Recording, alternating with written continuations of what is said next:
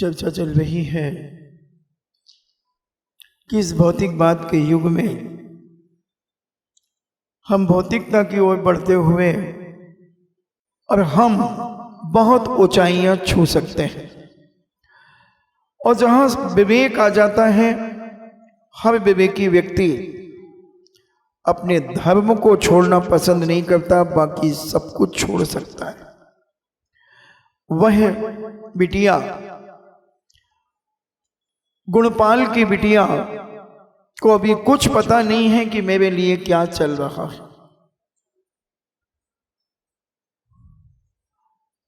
और वह पति पत्नी का संवाद चल रहा था।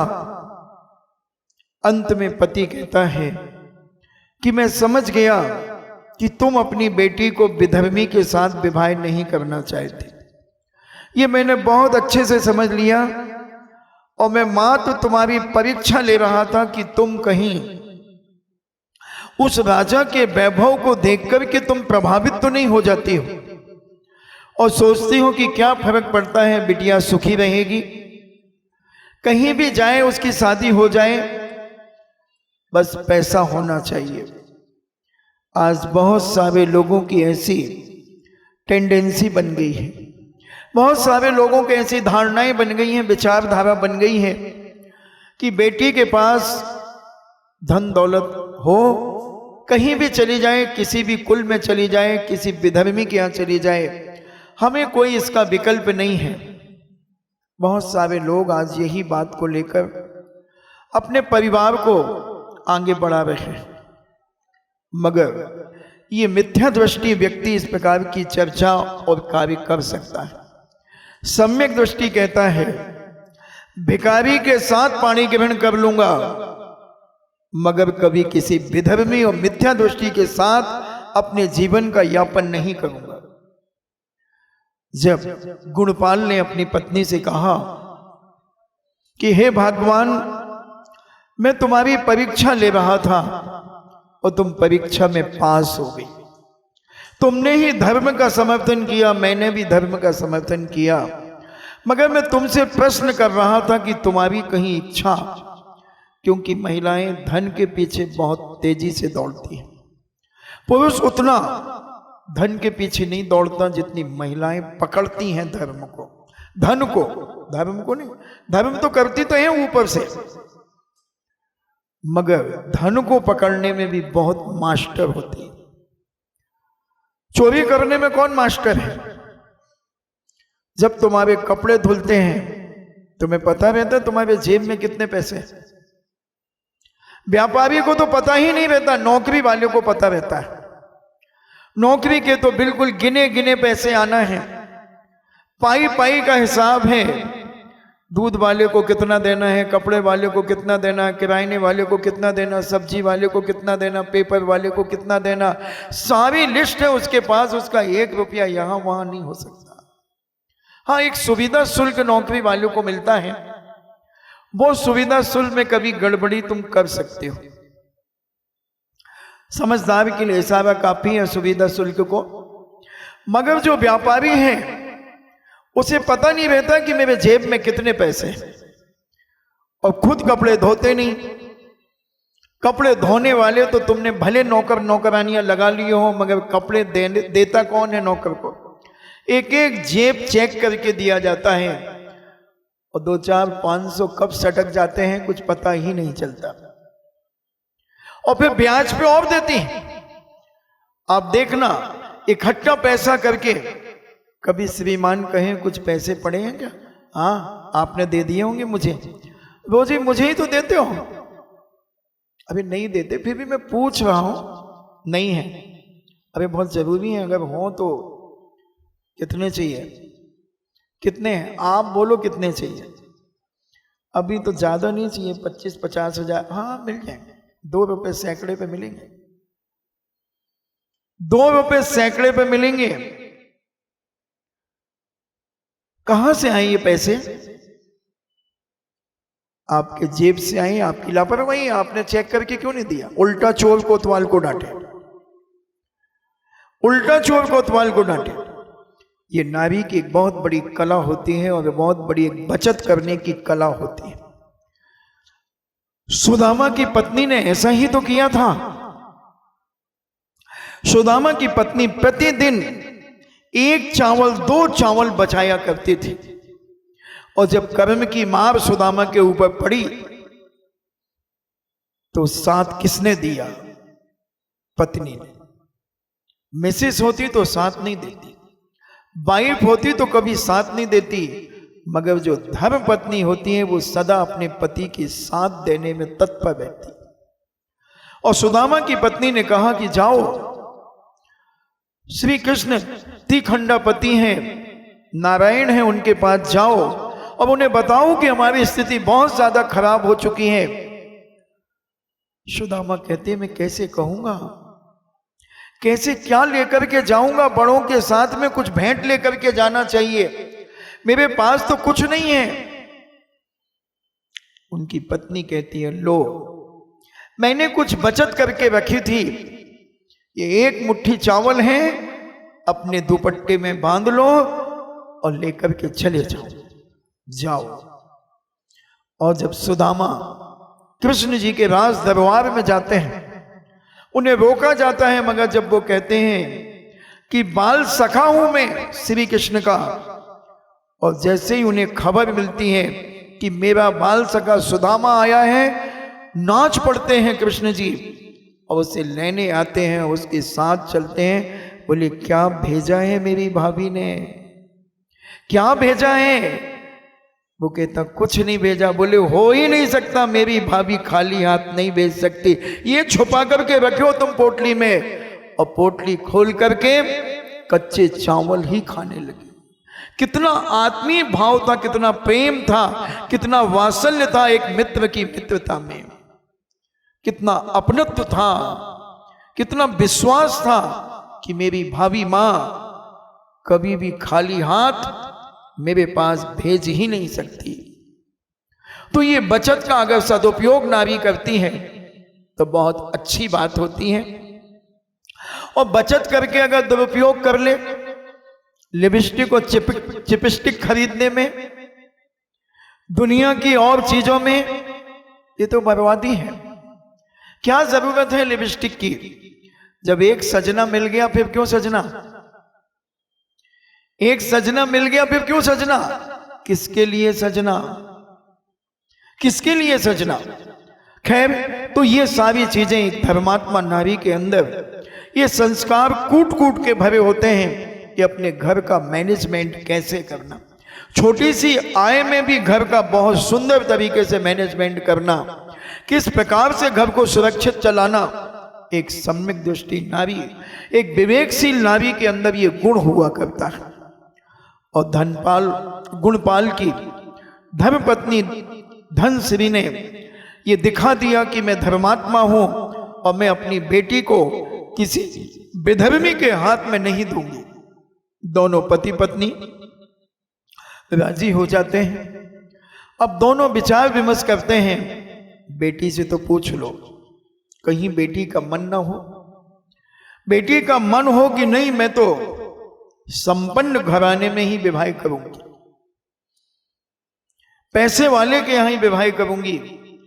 और जब उसे पता चलेगा कि राजा हाथ मांग रहा है, अपन लाख मना करें, अगर वो हां करती है तो फिर क्या करेंगे? गुणपाल कहते हैं चिंता मत करो, मैं बेटी से भी वार्तालाप करूंगा।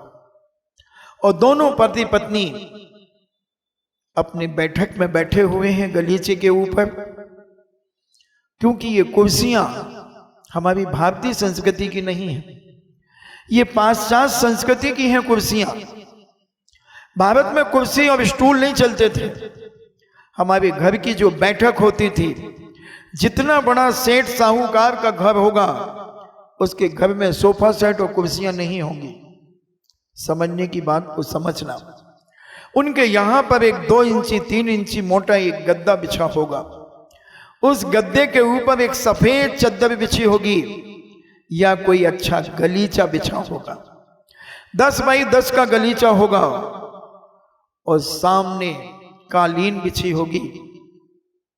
जब कोई अतिथि और मेहमान आता है, विशेष व्यक्ति को उस गद्दे पर बिठाया जाता है और सामान्य व्यक्ति को उस कालीन पर बिछाया जाता है, क्योंकि ये कुर्सियां, स्टूल अपमान कराते हैं और घुटनों के दर्द को बढ़ाते हैं, घुटनों में तकलीफ पैदा कराते हैं, कमर में तकलीफ पैदा कराते हैं।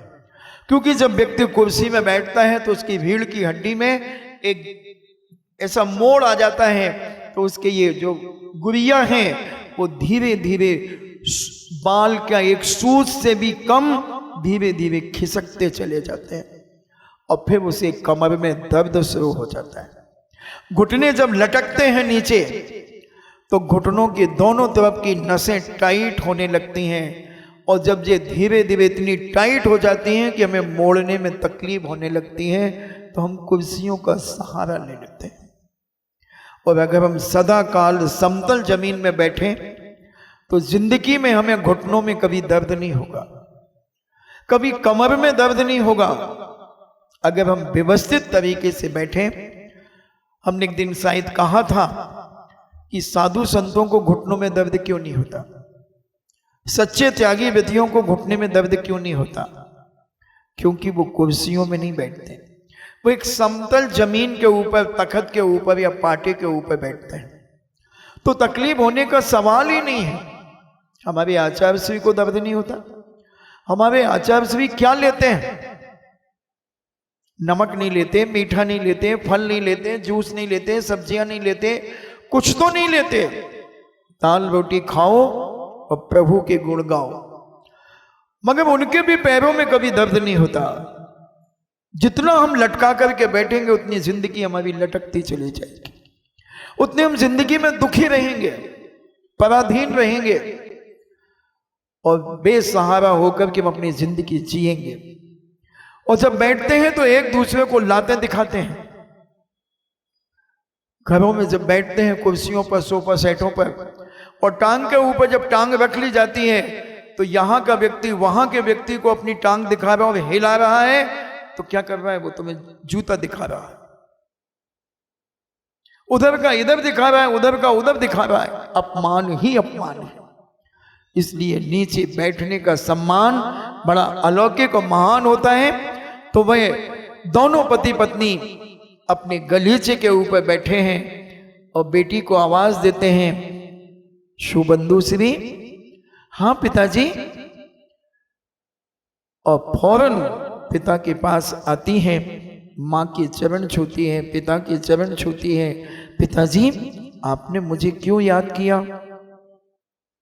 बेटा, तुम अब बड़ी हो गई हो, अब हमें लगता है कि तुम्हारा पाणी ग्रहण कर देना चाहिए, क्योंकि तुम बहुत संस्कारित और विवेकशील हो गई हो। तुम अपने आप में पूर्णतः योग्यता को प्राप्त हो गई हो बेटी। अब हमारा मन कहता है कि अब तुम्हें अपने निज घर में जाना चाहिए। पिताजी, क्या यह मेरा निज घर नहीं है? बेटा, जन्म से ही तुम्हें पराया माना जाता है, जन्म से ही तुम्हें पराया माना जाता है। पिताजी, क्या आपने मुझे जन्म नहीं दिया? क्या माँ ने मुझे जन्म नहीं दिया? हाँ हाँ, हमने तुम्हें जन्म तो दिया है, मगर तुम्हारा निज घर कहीं और होगा।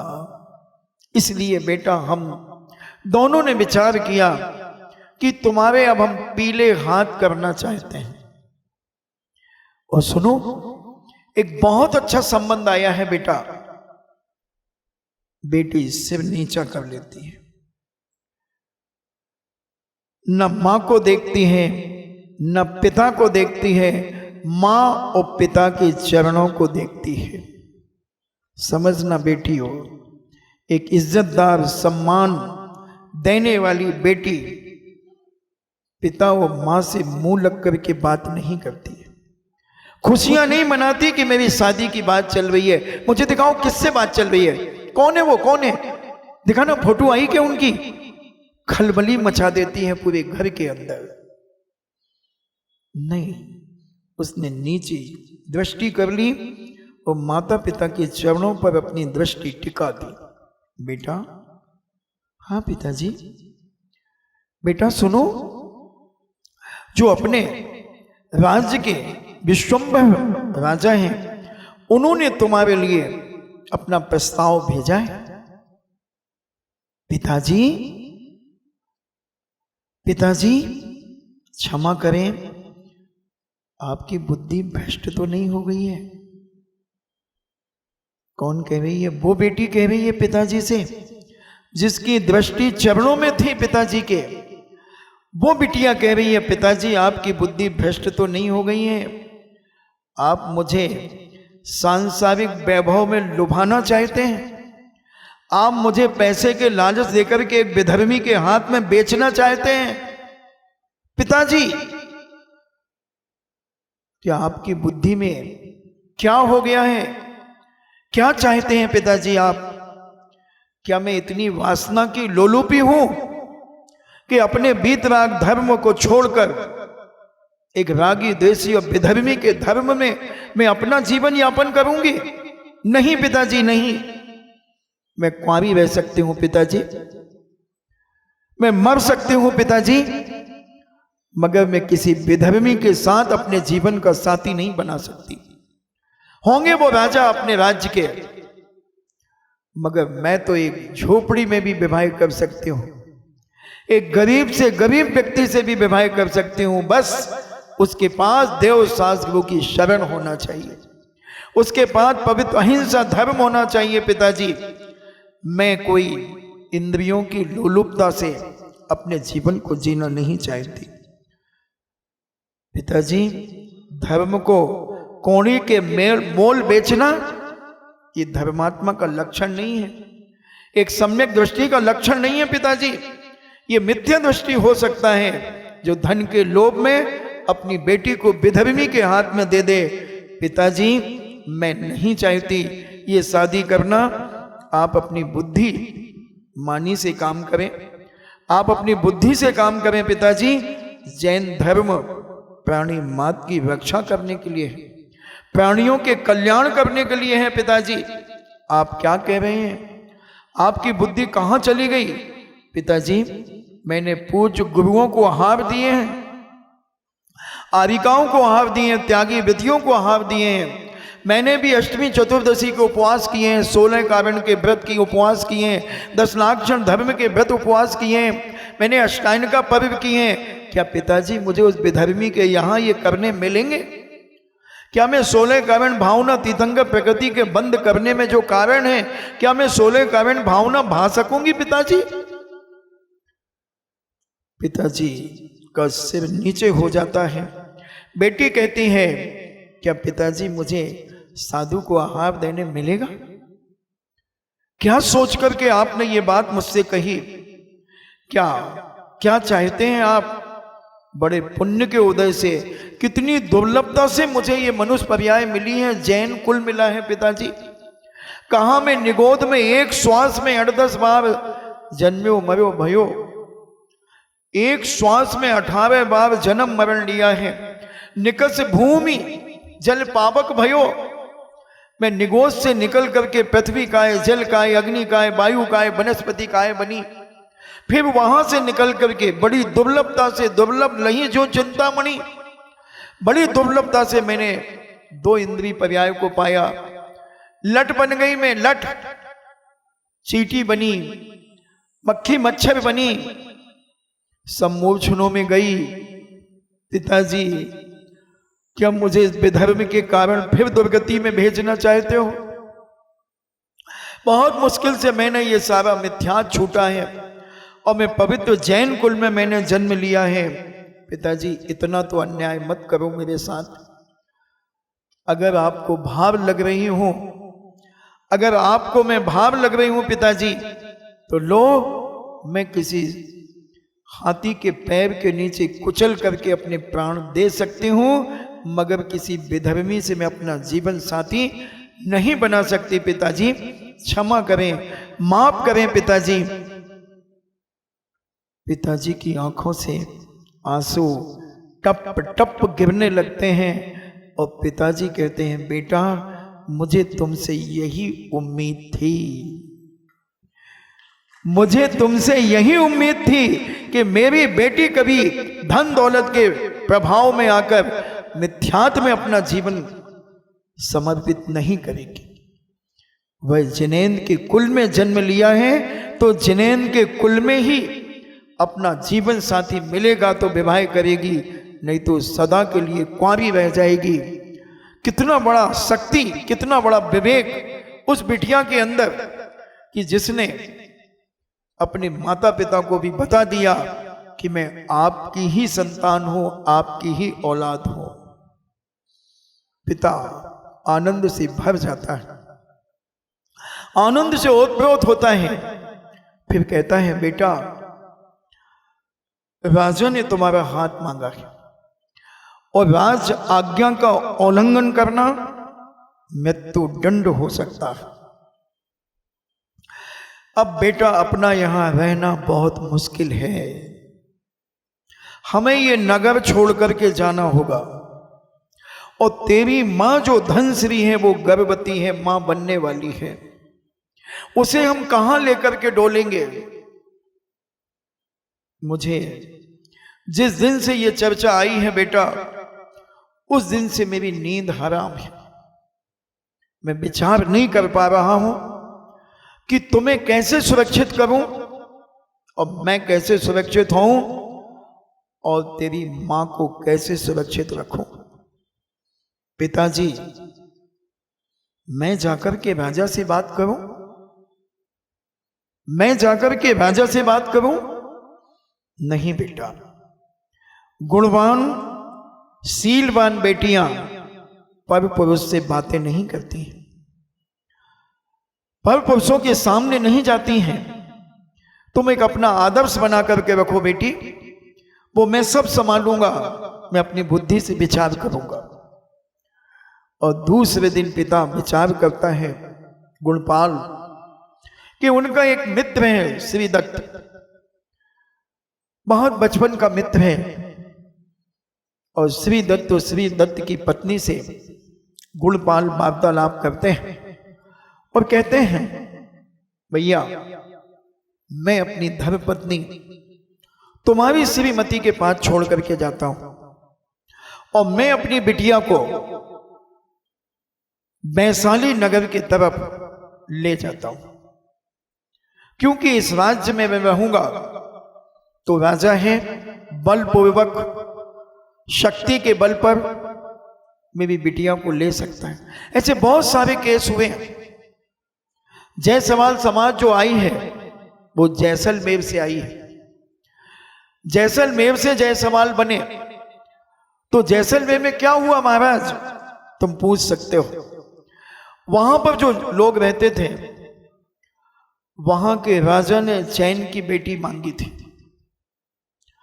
तो वहां ऊपर और नीचे महल के पास जो लोग रहते थे और महल के नीचे रहते थे, तो नीचे वालों ने समर्थन कर दिया कि हां बेटी दे दो, ऊपर वालों ने कहा कि हम बेटी नहीं देंगे, और वहां से वो भागे, जैसलमेर से भागे। इनकी समाज में दो चलते हैं, उचौरिया और पुचौरिया, ऐसा कुछ चलता है, हाँ जो भी, तो ये दो चलते हैं। तो नीचे वालों ने समर्थन कर दिया था बेटी देने का, ऊपर वाले कहते नहीं, हमारा कुछ भी हो जाए मगर हम अपनी बेटी विधर्मी को नहीं देंगे। ये कथा वहीं से संबंधित चलती है। कथा तो चतुर्थ काल की है, मगर ऐसी कई जगह घटनाएं हुई हैं, और वहां से ये निकल करके अजमेर और आगरा में जाकर के रुके। अजमेर में केसरगंज में सारे जायसवाल समाज के लोग, और छिपी टोला में जैन समाज के लोग। अब तो पुरानी ईदगाह में भी पहुंच गए, अब तो धीरे धीरे पूरे आगरा में फैल गए। ऐसा ही खंडेल वालों का भी इतिहास बड़ा अलौकिक है, जिसे हम सरावगी कहते हैं, खंडेलवाल कहते हैं। इनका इतिहास भी सीकर के पास एक खंडेला नाम का नगर था, वहां का राजा खंडेला के नाम से, जहां हमने पूज्य मुनि श्री ने वहां का पंचकल्याण कराया। पूज्य आचार्य श्री की आज्ञा से। उसका भी इतिहास बड़ा विचित्र है। उस राज्य में महामारी और प्लेग फैल गया, भयंकर स्थिति खराब हो गई। राजा ने विचार किया कि क्या करना चाहिए, तो मंत्रियों ने कहा कि एक नरमेघ यज्ञ करना चाहिए, उससे ये प्लेग महामारी शांत हो जाएगी। राजा कहता है इतने नर कहां से लाओगे? बोले सब मिल जाएंगे। और राजा हमेशा कान के कच्चे रहे, और राजा ने मंत्रियों की बात को मान करके नरमेघ यज्ञ किया। दिगंबर साधुओं को यज्ञ में होम करने लगे, होम करने लगे। हजारों की तादाद में दिगंबर साधुओं को होम कर दिया। महामारी प्लेग आदि जो और भीषणता की ओर बढ़ता चला गया। हमारे पूज्य जिनसेन स्वामी कोल्हापुर में थे। जब उन्हें ये पता चला कि राजस्थान में सीकर जिले के पास खंडेला के अंदर दिगंबर साधुओं को होम किया जा रहा है, तब वो वहां से बिहार करते हुए आए। और उन्होंने राजस्थान में, जब लोगों ने रोका कि महाराज राजस्थान में मत जाइए, इस प्रकार की स्थिति वहां बन रही है। पूज्यवर कहते हैं जब हमारे हजारों साधुओं को होम कर दिया तो मैं भी होम हो जाऊंगा, मगर मैं उस राजा को सबक सिखाऊंगा, सबक सिखाऊंगा। और उन्होंने ललकारते हुए अपने उपदेशों के माध्यम से, दहाड़ते हुए अपनी सिंह गर्जना के द्वारा सीकर जिले में पहुंचे। और जब सीकर के अंदर उन्होंने अपनी गर्जना प्रयोजनों के माध्यम से अनेकांत और स्यादवाद के बल पर जब उन्होंने अपनी गर्जना की, तब राजा उनके पास आया और राजा ने निवेदन किया कि आप क्या कर सकते हैं? बोले तुम क्या चाहते हो? ये प्लेग महामारी कोई बड़ी बात नहीं है। आज तक हिंसा से कभी लोग सुख और शांति का अनुभव नहीं कर सकते। अहिंसा के द्वारा ही सुख और शांति का अनुभव हो सकता है। 8 दिन की मोहलत मुझे दी जाए और 8 दिन में अगर सुख शांति और समृद्धि ना प्राप्त हो तो तुम मुझे भी होम कर देना। पूज्यवर ने पंच परमेष्टि विधान कराया, शांति विधान कराया, और 2 दिन में ही सारे राज्य के अंदर सुख शांति हो गई, सारी बीमारियां पलायन कर गई।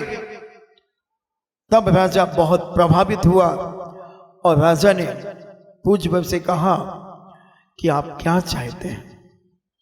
महाराज ने कहा जैन बनो, जैन बनो, अहिंसा धर्म का पालन करो।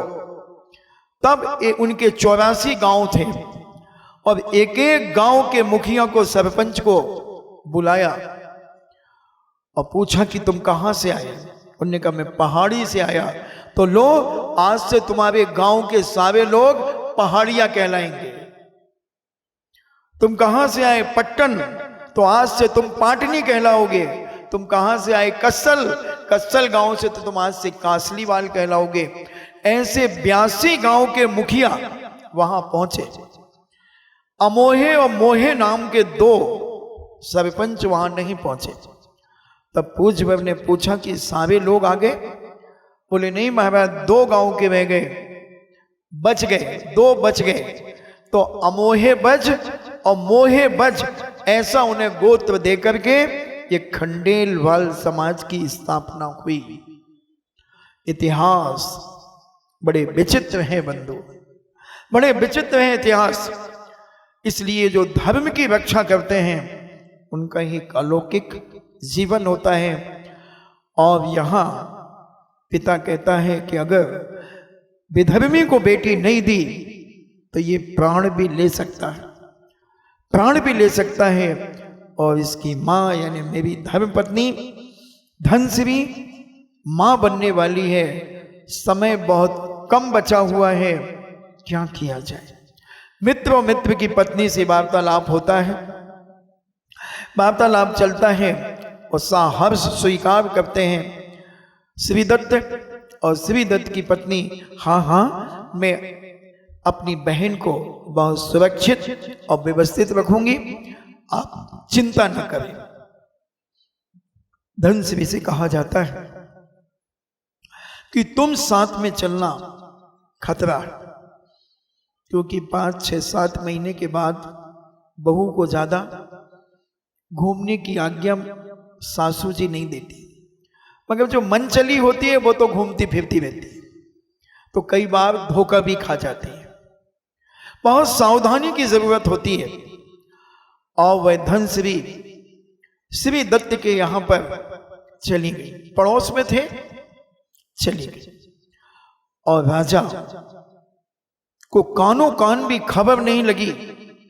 और गुणपाल ने अपनी बिटिया शुबंधु श्री को साथ लिया, कुछ आभूषण लिए, कुछ पैसा लिया और 1 अरब 8 करोड़ की संपत्ति वहीं छोड़कर, गुणपाल वहीं छोड़कर अपने मकान में ताला लगा करके अपनी बिटिया को और स्वयं रातों रात वहां से निकल गया।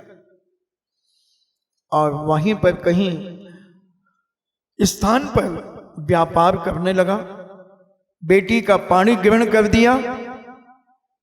बारात में जा रही हैं बेटी की बारात, अरे तुम कहां मिलेगी तुम्हें, बैठ जाओ अभी बुलौआ भुजवा देंगे, हम कह देंगे कि गुणपाल जी से कि भाई बुलौआ तो भेजो, आगरा तो भेजनी पड़े,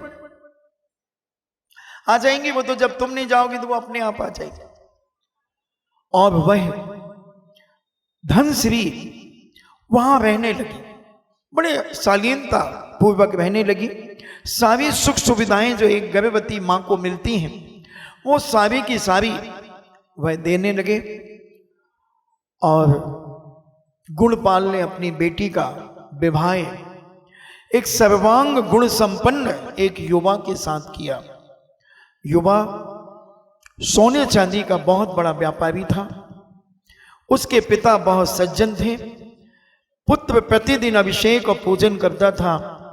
बिटिया यही तो चाहते हैं, एक धर्मात्मा, एक सम्यक दृष्टि बिटिया यही चाहती है कि मेरा होने वाला पति जिनेंद्र भगवान का अभिषेक करे, जिनेंद्र भगवान का पूजन करे, साधु संतों को आहार दान दे और अपने जीवन में स्वाध्याय करे। और क्या चाहिए, जिसके पास ये है समझ लो मिल गया उसे कोई एक सुंदर सा राजकुमार। गुण चाहिए बंधुओं, गुणवान ही चाहिए और गुण को ही देखना चाहिए। चमड़ी और दमड़ी तो ये तो पाप पुण्य का खेल है, हाथ का मैल है, और धर्म पुरुषार्थ का खेल है। अब एक सर्वांग सुंदर गुणवान चरित्रवान पवित्र युवा उस शुबंधु श्री को प्राप्त हुआ। पिता ने अपना व्यापार वहां जमाया और राजा को जैसे ही पता चला कि मेरे नगर का नगर सेठ रातों रात मेरे भय से नगर छोड़ करके चला गया है, राजा को बहुत दुख हुआ। मना कर सकता था कि मैं अपनी बेटी विधर्मी को नहीं दूंगा, मगर राजा कहता है कि उसने सोचा होगा कि मैं राजा हूं, कहीं बलपूर्वक उसकी बेटी को ना ले लूं, अपने सेना के बल पर उसे प्राप्त न कर लूं। ठीक किया उसने, अपनी बेटी के धर्म की रक्षा की और मैं उसे खोज करके पुनः अपने राज्य में बुलाऊंगा। और राजा ने अपने कुछ दूतों को उसकी खोज करने के लिए भेज दिया गया। और धनश्री श्री दत्त के यहां पर बहुत शांतिपूर्वक शालीनता पूर्वक जीवन व्यतीत करने लगी। जिनेंद्र भगवान के दर्शन पूजन करने जाने लगी, अभिषेक देखने लगी, गंधोदक लेने लगी और अपने भक्ति पूर्वक, क्योंकि गर्भवती महिला 9 महीने तक यानी बच्चे को जन्म देने के पहले पहले तक जिनेंद्र भगवान की पूजन कर सकती है। आजकल की कुछ बुजुर्ग माताएं मना करती हैं कि 5 महीने के बाद तुम्हें पूजन नहीं करना चाहिए। ये उनकी अज्ञानता है, उन दादियों की। स्वाध्याय करें, श्री जिनसेन स्वामी द्वारा रचित आदि पुराण पढ़ें, उन्होंने हर महीने की पूजन अलग अलग बताई, कौन से महीने में क्या करना, कैसे करना, पूरे गर्भ से लेकर के और मोक्ष तक की 53 क्रियाएं पूज्यवन ने उस आदि पुराण के अंदर लिखी। मैं कहता हूं हर बिटिया को शादी के पहले, हर बेटे को शादी के पहले आदि पुराण जरूर पढ़ना चाहिए, आदि पुराण जरूर पढ़ना चाहिए। और उसी में शादी कैसे करना चाहिए ये भी उसी आदि पुराण के अंदर जो पूज्यवर ने चक्रवर्ती विवाह की जो एक परंपरा चलाई वो उन्होंने अपने मन से नहीं चलाई।